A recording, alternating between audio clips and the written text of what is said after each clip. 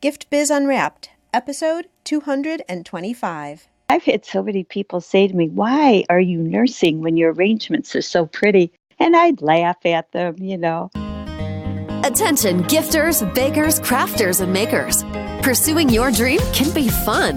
Whether you have an established business or are looking to start one now, you are in the right place. This is Gift Biz Unwrapped, helping you turn your skill into a flourishing business.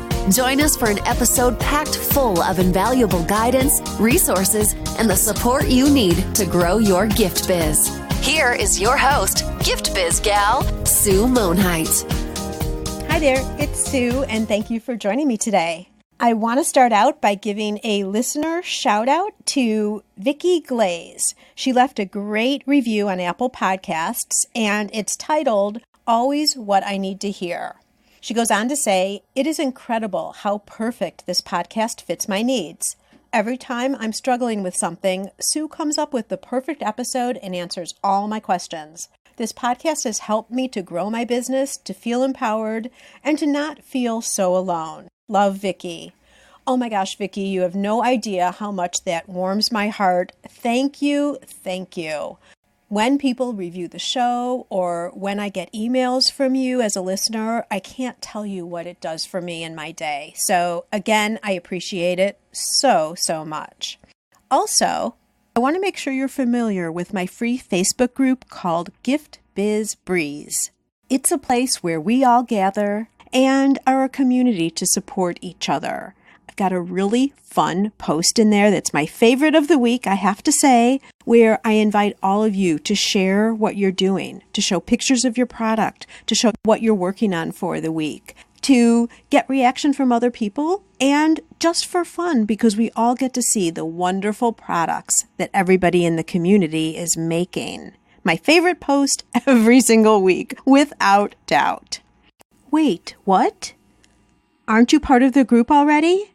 If not, make sure to jump over to Facebook and search for the group Gift Biz Breeze. Don't delay. Come join us in Gift Biz Breeze today. Moving on to talk about what we have in store for us in this episode, I am really excited to share with you this week's guest because I think that she's in the same spot as many of you are. She's had a solid professional career, loves what she's doing, and now sees that she's in a stage where she's starting to think about and moving into retirement. And with that comes the idea of, okay, what's next? And so what she's doing, which I think is really interesting, is she's creating a bridge, her word, I love that word, she's creating a bridge from her first career to now a new career as being her own biz boss. She's going to talk about how she's transitioning, how this came about in the first place, and without giving everything away, why don't we hear it directly from her? Today it is my pleasure to introduce you to Patti Muhlenfeld of Enchanted Events. Patti's background is actually as an emergency department registered nurse where she loved taking care of her patients. At Advocate Sherman Hospital, she was often called upon to design floral arrangements for corporate events, such as award celebrations, leadership conferences, and holiday galas. Patti and her husband have 7 children, and as you can imagine, with all the kids came plenty of opportunities to plan and design festivities. She always created celebrations that were known as the best to go to for a fun time. So Patti's love of flowers and unique designs were enhanced as a protégé of Preston Bailey in New York and under the apprenticeship of Akeshi at Kesh Designs in Chicago. I am so excited to have you on the show, Patti. Welcome to the Gift Biz Unwrapped podcast. Oh, thank you so much for having me. I appreciate it. I'm going to start off in a creative way, which you'll be able to get to easily with all of the creativity that comes with flowers. But we're switching up the product a little bit. I'm going to ask you to describe yourself by way of a motivational candle. So if you were to create a candle by color and a quote that resonates with you, what would your candle look like, Patti? Well, it would definitely be pink. I love this soft, feminine look. So definitely pink. Is this a light pink, pastel-y Yes. pink? Okay. Yes. Got it. And so I'm going to explain to you this quote. In essence, I developed it. And that quote is, "What does your dash say about you?" So I'm going to explain what that means. As a nurse, I'm comfortable with the concept of death. It's part of the life cycle, something all humanity has in common. And I read somewhere that we all will have on our tombstone our birth date, our date of death, and have dash in between. And this dash represents your life and all that you did with your life. And I got to thinking about this, and I really believe that it's so true because it envelops all of our thoughts and actions. What did you believe in? How do you treat people? How do we serve? Do you give others respect and compassion? What was your life mission statement, and did you live it out? So we should give consideration to our life now, because our thoughts and actions that we are living out right now in the present will be represented in that dash. So what does your dash say about you? Oh my gosh, Patti, so potent. I love that. Thank you. I'm just like in a little bit of a silent, reflective mode right now. And I got to say to you, that dash, now I think whenever I do emails or anything and I add that dash, I'm going to have to think about all you just said. Yeah. So you've left it not only in death, between your birth date and your final date, but now I'm going to be using it in a dash throughout my life. So thank you for that. I love it. And if I were you, I would totally claim that quote. It's perfect. Thank you. So let's go into your dash, Patti. Have flowers always been part of your life? They have. I've always loved them from the time I was little. I remember May Day when I was a little girl. And I grew up in St. Louis, and I would go out and gather flowers for my mom and bring them into her. So even from a young age, we had honeysuckles in our backyard. So I've always enjoyed them, definitely. Is it the flower or the color of the flower or the scent, or what is it? It's just the whole experience. And the freshness and Yeah, the beauty. And I think more than anything, it's variety. And it's just absolutely incredible how they can be so individual. And it's like people, that it's just amazing all the thought that's put into each individual flower, just like in each person. I agree. But this is not what you decided to do for a career.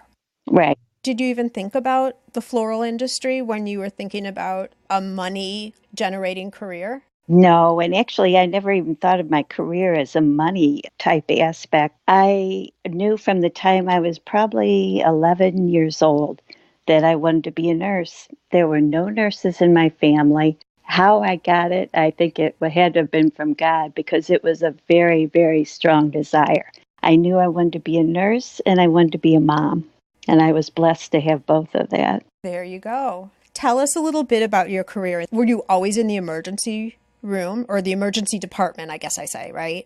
Just a short stint after getting out of school. I was on the med-surg unit, but other than that, it's been through ambulatory care and emergency room service. Mm-hmm. And how long were you there?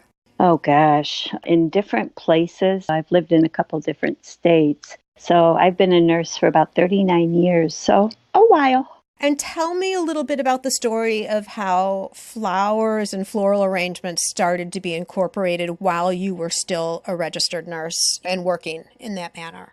Well, I think throughout my life, I like to do things out of the box, or do things 150%. There's been different avenues I was interested in. I took cake decorating, I took belly dancing, and I've done the floral arrangements for about 30 years as gifts, decor, and as you said, with the hospital functions. And I've had so many people say to me, "Why are you nursing when your arrangements are so pretty?" And I'd laugh at them. But then my daughter got married, and I helped her with her decor, and I fell in love with the process. So I decided to take a course at Triton College in wedding planning, and I got certified as a planner. And when I took that class, I realized I was interested in the design aspect of the weddings and the functions. And as much as I enjoy the planning process, I'm a huge planner. I really was intrigued by the designing process. So I asked my instructor how I should start pursuing learning about the floral design for events. And she directed me to a friend of hers that gave the seminars on the luxury floral in Chicago. That was Akeshi.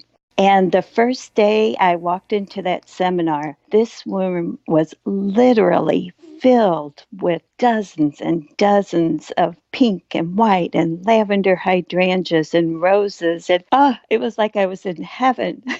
I was surrounded by them and I just fell in love. I loved the flowers. I loved the designing. I loved the luxury look. And I knew that this was an avenue that I was passionate about as I approached retirement in my nursing career. And I always knew I just couldn't sit around. There's no way in retirement. And I was just debating what avenue to pursue.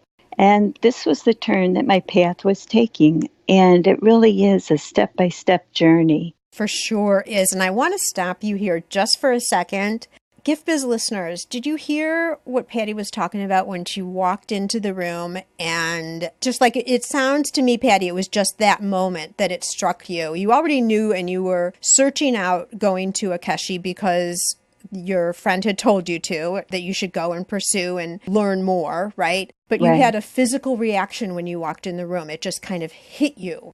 Absolutely, on many levels. Yeah, and so Gift Biz listeners, I just want to point that out to you because here Patti was working in a whole different industry. She started pursuing something she really loved, and I talk about this a lot because a lot of you are trying to figure out what it is you'd want to do to start your own business. And many of you as makers do multiple things because that's what we do as makers, right? And Patti, you were saying the same thing. Like you had a couple of different types of things you could have considered. But it was that one that really hits you inside you that you should pay attention to. Right. And that's probably the one that you should pursue. Would you add anything to that, Patti? No, it's absolutely true. It just grips you that when you're having that type of feeling, like you said, pay attention to that because you're being pulled in a direction.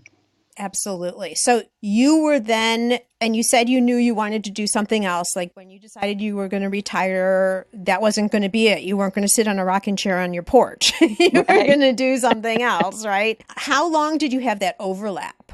Well, actually, I'm still in the emergency room one day a week now. I'm exiting out of it as I begin this new business. And I started it probably a year and a half ago. Mm-hmm. And I knew I wanted to start it while I was still working in the hospital because of so many contacts there. And that has really developed well because it starts going around as word of mouth. And I started doing weddings for people there in the hospital. And so being able to make that transition from when I still knew people and worked with them alongside them, that it helped getting the second business started. Yeah, that's a really, really good point. So you're kind of winding down one career and ramping up another one, but using that crossover to really help grow your business. Exactly. Yes, using it as a bridge. As a bridge, for sure. Well, I have to share with everybody how we met. And this was the one thing, Patti, I told you in our pre-interview talk that I wasn't going to tell you till we were actually recording. Okay. You and I met at a networking event a short time ago at Alden Kennels, Janet's event. But they do this 4-state multi-networking event once a summer, and they use the area where they do the exercising and the training of the dog. So it's this big, huge room. We walked in, and I saw this floral arrangement, and my jaw dropped. It was so beautiful. It had to have been, what, Patti? Like, it was on a pedestal, but like 6 feet high? Yeah. Something like that. Huge. Gorgeous. And not just a bunch of flowers put together, which to my way of thinking is still beautiful. The way everything was placed and the way the flowers fell, I don't mean like falling off onto the floor, but the way they draped or whatever the professional term is, I don't know, showed quality throughout. And I'm like, who did these floral arrangements? I want to find her. And that's how you and I met. Thank you very much. That's very sweet. I appreciate it. It's true. I mean, it's one thing putting something together that's still beautiful, but there's something about your designs that just shows a level of professionalism and sophistication. And now as I got to know you and learn about your history, you invested to make sure that you had the skills and the ability to do your floral arrangements really, really professional. Right. And it does take the education, take an opportunity to get the education in the avenue that you're looking at. It's really important. Talk to people, listen to them. Oh, you think that's important for a transition from, let's say, that just a hobby into a real business? Yes. Okay. Talk to people in terms of the skill of the art. And then to take classes, whatever they can take advantage of to learn more about what they think they might be interested in.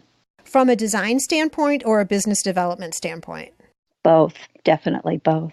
Both. Okay. All right. So we've talked a little bit already from the design standpoint. So you took apprenticeship and then you were the protégé of Preston Bailey. And then, well, first off, for those of us who don't know, who is Preston Bailey?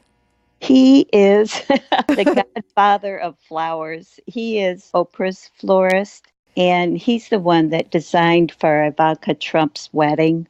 Just really over the top, incredible, incredible designs. Okay, so you didn't go small, Patti. You went for the big guys to learn, right? Yes. Okay, love that. Okay, so we've got the design side covered. For some people who might be listening, Patti, who are just thinking, and it doesn't have to be floral, it could be a number of different maker type products. What were your first steps on the business side of getting Enchanted Events established?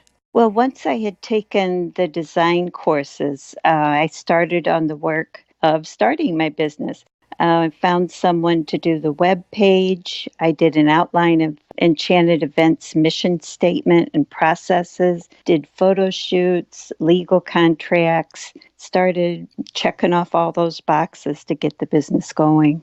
Why did you feel a mission statement was important right in the beginning? I firmly believe in mission statements. There are so many times you go into a store or whatever, and you have somebody that is just really cranky, and then you turn around and the boss is just as cranky. And you think, my goodness, if leadership is like that, the ones that follow are also going to be that way. So I think a mission statement has to be communicated to the people that you hire, that you work with, because they are going to be presenting your business and your product when you're not around. And they need to be of the same mindset that you are presenting to the community. Got it. Kind of sets the path for everybody, yourself included, I would say. Exactly. Okay. And so does it also, would you suggest, help you define who your audience should be? With the mission statement? Like who your customers are that you would be selling to? I never thought about it that way. I'm just wondering, and maybe you just did this all in your mind, but as a florist, you could do only events, and your history and the direction gravitated to bigger events. And gosh knows you have the skill, as I'd already talked about earlier, but you weren't necessarily just selling to the general public, one-off consumers. Or were you? I don't know. No, that was my goal, was to go into the luxury market. I absolutely love making those big floral pieces like what you saw. Those are my very favorite. I love doing the things that people go, oh my gosh, how did she do that? So you had that idea and that vision right from the start. That's where you were going. Yes. Okay. Got you. I think that's important to clarify right in the beginning of a business too. Now, not that things aren't going to change, as we talked about before. Your path might change a little bit as you go, but to really understand and have a clear direction on what you're leading to in the beginning, where your dash is going. Yes, definitely. Okay, got it. Any advice for someone who's just starting out, something that maybe you learned or you would have done differently, hindsight, especially because you're so new still? Yes. Right? So this could be fresh in your mind. Like a fresh flower. Yes, it is. There have been so many challenges to starting the new business, and it really has been a learning process. Everyone's going to make mistakes. You pick yourself up, you learn from it, and you keep going forward. You keep putting one foot in front of the other. And there was on one wedding, let me just tell you, I had given the quote for my florals to the bride, and then I got them ordered. That's the natural procedure. And it ended up that my total cost was much more than I anticipated because they were bought during the week of Valentine's Day. And little did I know at that time that all florist costs across the board, across the country, are increased by a huge amount during the week of a holiday. So I lost a fair amount of profit because I'd already given the quote to the customer. And of course, I stuck with it. So now I sure check that calendar for any sneaky little holidays that are coming up before I give another quote. There are going to be, I think, nuances within every industry that you don't know until you're actually there doing it. Right. I'm so happy to hear that you didn't go back to the client and say, sorry, I'm upping your price, because that would not have been a good idea for sure. I mean, you're investing in the future of a client and your reputation by doing right by a client. Absolutely. And you expect them to honor your contract, so why wouldn't you honor your contract? Oh, it's vital. You stand by your word. Yeah. So I don't know that that would have even been a thought that you would have considered, but I'm glad to hear it just by way of best practices for sure. Yeah. The other thing that I like about your wording, Patti, is you talk about, these were just mistakes. They were learnings. You didn't fail. Right. How did you get to that thinking? Oh, I think it's like when you're watching a baby learning to walk. He doesn't just get up out of the crib and start running. He's going to learn. It's a learning process. And the parent encourages him and helps him. And he falls down and cries, and the parent comes and dusts him off. And he gets up and he keeps going. And over, and he gets better and better as he continues practicing.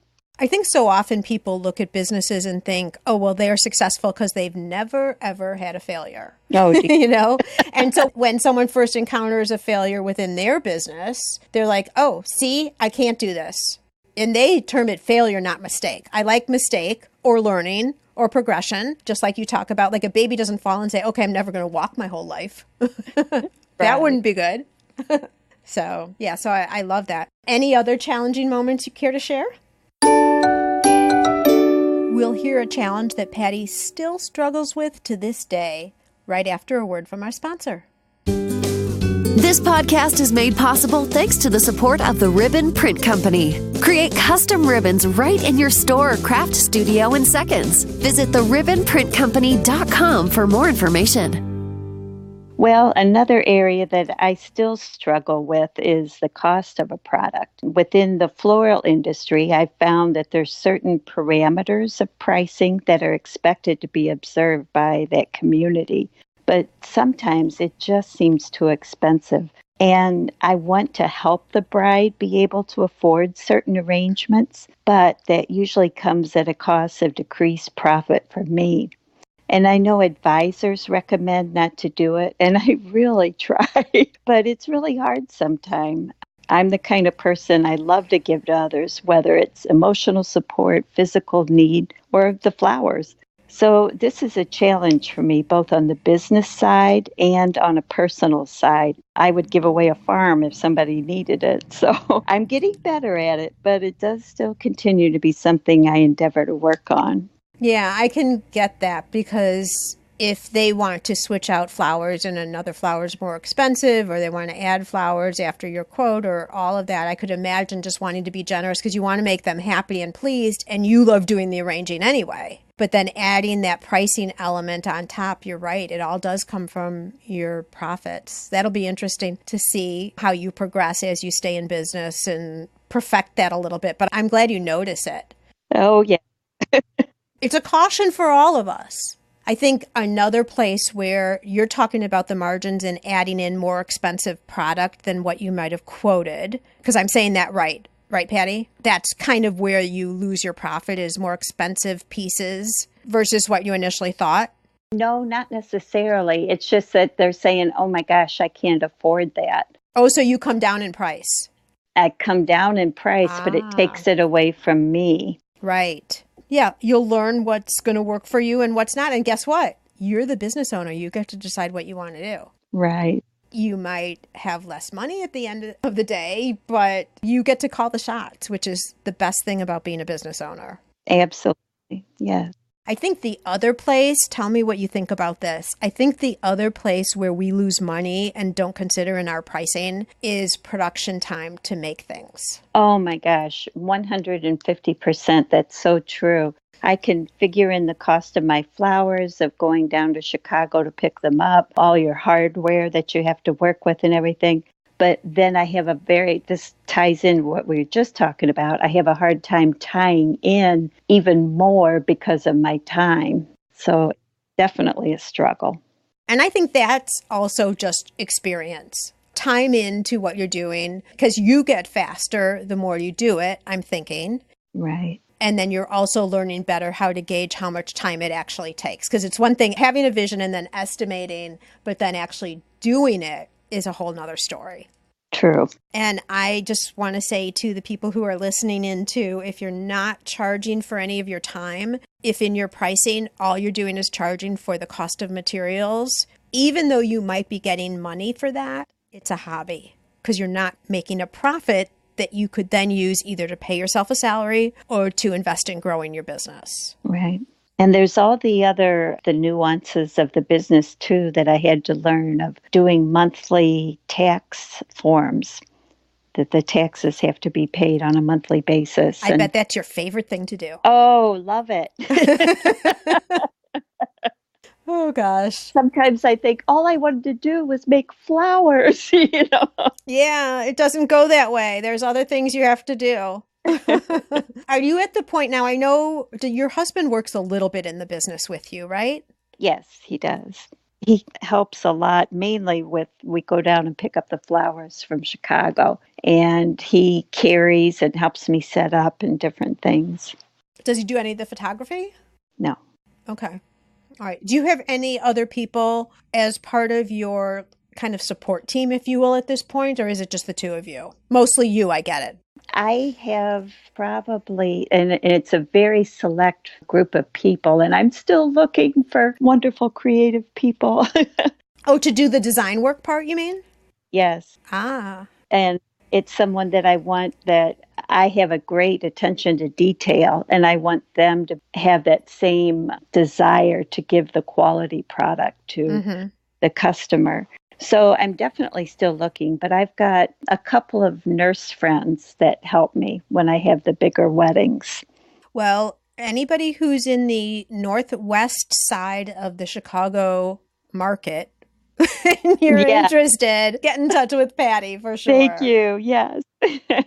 What about, or are you thinking about, as you grow and as more time of yours gets into quoting, envisioning and designing the events and all of that, do you think at some point you'll spin off like your bookkeeping and maybe photography or website enhancement, that kind of thing? Spin them off to other people? To have other people do them for you so it frees you up as you grow? Absolutely. I envision having several little departments there of people helping me. But again, it's going to be a slow process because I do want to be careful who I bring alongside with me. Right. And the nice thing now is that they don't have to be employed by you. Like I know for my organization, my bookkeeper, I job that out. Some of my Facebook ad stuff I job out, but I consider them part of my team. They don't work solely for me, but that helps so much. So, and I say it just because it's come up in conversation, but also for all of us to consider as we're growing our business. It's not like you have to all of a sudden be employing everybody. Some people you would employ, and some people can be independent contractors doing things for your business that you don't like to do, like taxes. Right. And that's the exact terminology I was going to use, was the independent contractor. So you're still practicing in the medical field. And you mentioned earlier that a lot of the business that you get is because of the contacts that you've had in your other profession. Right. As you're transitioning out of it, how are you seeing, or what are you already doing maybe to start attracting business in a different way at such time that you don't have that connection anymore? Well, again, I've already put the bridges out there. Bridges. You have bridges. Yes, I do. Many. I advertise on the Knot, and that's a huge resource. And that's an industry specific. Yes. Is it a publication, a website? It's a website for weddings, Okay. and it's all around the whole Chicago area. It's probably a lot further out than that, but I get a lot of calls from that. Oh, that's good. So you're already thinking into the future for that. Absolutely, because the time is limited with the hospital. So just preparing for the future. Sure. Have you done anything specifically that you saw right away jumped forward in terms of sales besides promoting in the knot? But is there a promotion you did or something else that you've done that has really all of a sudden brought in sales over and above what you would have been expecting? I think my highlight event that brought me to the threshold of the type of events that I want to do and that I went into this business for was when I got my first wedding at a luxury hotel down on Michigan Avenue. And it was reinforcement for me of why I love this business. And I really felt it was a breakthrough into what I wanted to do, into my desired niche, that it really was possible to see this dream come true and service the luxury market. And it was quite a improvement on my increased traffic on the Instagram page, on my website. It was a huge boost to me personally. There's a couple of things that I think are really important to talk about here. First off, if you do it once, you can do it again. So getting that first one had to feel so good to you and just reinforce everything. Yes. The other thing that you did is you maximized that opportunity, because if you're saying that it gave you a bump on Instagram and all, that means you took pictures and you promoted that you did that event. Yes. And we had a video on there with music with it, and it really went wild. Was your client the hotel or was your client the bride? The bride. Okay. Did you have to ask her if it was okay to do videos, or did you just do it as you were setting up, or how did that all work? It's part of the legal contract when we're working everything out between us, and it's very clearly spelled out in there. Oh, very good. So there was some forethought as you were putting together what your contract would be, that you would use this also so that you could promote moving forward. Right, because you definitely need advertising, yes. Very smart. Okay, so you've done some weddings, you've done some events, you've done some networking events, which is where I saw you. You're definitely out and about getting the word out.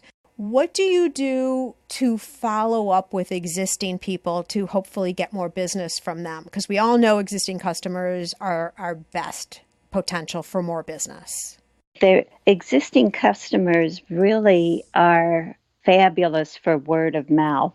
When they put reviews on the knot, when they talk to people. I had people taking pictures of some of my pieces there at the hotel. I'm not surprised. So word of mouth is huge among your clients that you've already had. Do you ask them, do you have something in your structure, maybe a follow-up or something, where you ask them to then review you? Yes. Actually, even before their wedding, I say, if you want to consider it, may I contact you afterward and give you this link that you can leave a review on the knot for me. Perfect. I love that, because so many people, even though they would, don't initiate it themselves unless they're asked. Right. So you sound like you have no qualms about doing that either. No, it's part of the business. That's great, because most people won't, Patti. I mean, it's kind of nerve-wracking asking for someone to do that for you.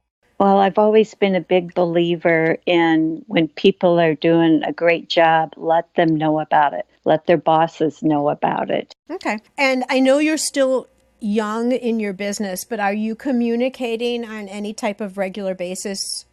Regular because you do big events. Like, not everyone's going to have a wedding. Hopefully not another wedding.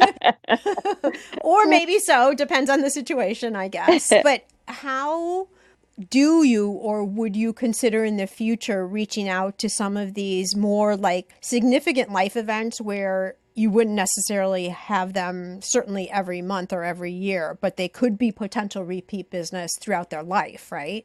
Right, absolutely. And I already do that. I had a 70th birthday party not too long ago. So there's definitely things more than just the weddings. And so how are you communicating with existing customers?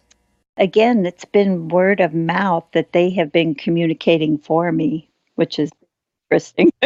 Uh-huh. Do you do any emailing of past customers? Like, was so fun doing your event this past year, like things like that? Yes, that's just, I feel, common courtesy after them giving you their business, and you just want to thank them for using your company. All right. So you are clearly an advocate of educating yourself on the business. That's proven with what all you did as you were starting your company, right? Going, doing your research, planning with all your processes and your mission statements and all of that. What do you do now on an ongoing basis to stay informed and to continue perfecting your artistry?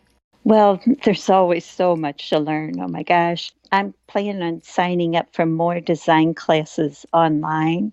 I had a bridal show down at the W. That was wonderful. Attending regional, national floral shows. And the internet is great to get information from. And even to ask your clients, because of the internet, so many customers are already familiar with lots of options from what they're seeking the services for. And they read reviews on products. I know I always read reviews, and they do research. And so we can learn from them too.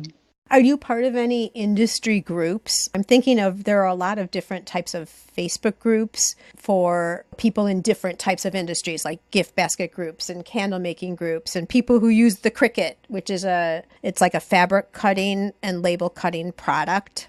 So you may not even know about that because that's not in your industry, but are you part of any of those types of groups? Not yet. I've kind of had my plate full between the hospital and getting everything going. And eventually I would. Oh, well, there is still the hospital. I kind of forget about that. And how does networking play a role in your business? Networking, oh, it's invaluable because, again, you go back to the word of mouth and just getting out there and letting people see what you do is huge, because if you give them a card and they look at it and it's like, okay, I usually whip out my phone and my Instagram and I say, here's one, here's two that I do to give them an idea to kind of reel them in a little bit. And are you a member of any chambers or BNI groups or anything like that? Not yet. Again, that's something that we've been looking at. Okay, so that'll be the next step for you. Right, correct. Wonderful. Any suggestions for someone who's thinking, whether it's the floral industry or any type of industry, but they're just hedging? They're just like, I don't know, I'm hearing Patti talk about this, but I just don't know if I could do it. I'm not sure that it's what I could do with my passion. What would you say to that person? Oh my gosh, try it. Absolutely try it. And don't give up on it. That baby that's trying to learn to walk, everything you go through, good and bad, is going to help you with your business if you let it. And just take a step at a time, and you can do it.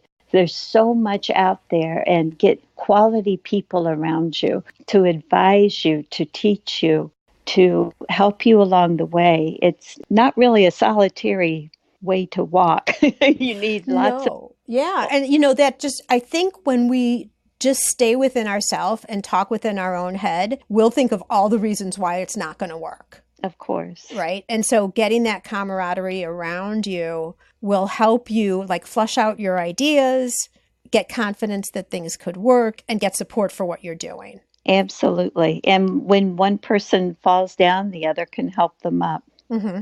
Absolutely. Another thing I really like about your story, and we touched on this in the very beginning, is that you are coming from a totally different field into the floral industry. Do you feel like there are any skills that you had and still have, because I realize you're still a registered nurse and practicing in that way. Do you see any skills from that have transferred over for you as you're building your business? Absolutely. And it's not really even a transfer. It's just the way I approach my customers. I have the same mindset as I do with my patients. Everybody has their own special story of their life, and they are valued by God. And if God values them, then I will too. And I think my caring about them as a person comes across, whether it's in my nursing or the floral. And I desire to create their florals with the same care that I would as if they were my family, just like I treated each of my patients as if they were my mother, my father, my spouse, or one of my children. Oh my gosh. I can hear the passion and the heartfelt accent, I guess I would say, in your voice when you say that. Well, Patti, this has been absolutely fabulous. And by way of exchange and thanking you for all the information that you've so generously shared with us, I would like to present you with a virtual gift. So this is a magical box containing unlimited possibilities for your future. It can be your dream or your goal of almost unreachable heights that you'd wish to obtain. So please accept this gift and open it in our presence. What's inside your box? Well, if I was given a gift to be able to obtain unreachable heights, it would be to be able to minister to thousands of people in need, both physically and spiritually. And the needs are so great and they're so overwhelming that it would take this magic gift to be able to reach them all. And through the wonder of this gift, my team would be able to give all the medicine that was needed to never run short of food or supplies or water. And I'd want to have the time to develop a relationship with each person and befriend them and encourage them and let them know that they are important and special. And I think to tie a bow on this wish box, I would be allowed to see how their lives were changed and improved with that magic gift. Why do you keep leaving me speechless, Patti? Oh my gosh, that is so powerful. I absolutely love that. And I want to share with people in some way all the beauty of your floral designs. Where can people go and see all of these beautiful creations that you have? What's the best way for people to find you online? I'm Enchanted Events Floral.com, and that's got the direction to all the other sites. Beautiful. Okay, well, you know what? In that gift box that you just opened, I think you're already providing a lot of that medicine because that's in the beauty of all the flowers that you create. Uh-huh. And you get a chance to see that when you see all of these beautiful life events, the weddings and anniversaries and all of that, people being able to celebrate their occasions. Absolutely. Their dashes. So you're contributing to having beauty and caring in the dashes. Oh, I love that. You are. You're so consistent with your message from start to finish. It's beauty in nature, like people and healing of people and creating beautiful things with fresh flowers. I mean, it all aligns so perfectly together. And there is not a doubt, just by the way you communicate, how much you love and care about all the things that you do in your life. So thank you so much for sharing it with us today. I really appreciate it. Thank you. I really enjoyed it.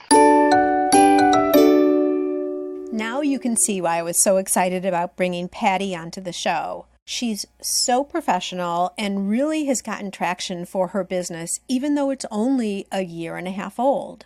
Bridges. Think about it if you're in the same situation Patti is in terms of transitioning from a long-time career that you really enjoyed to doing something a little bit different and something for yourself. Bridges. Moving on to next week, I'm going to be sharing with you another person who gives a great example of how your business will move through different stages.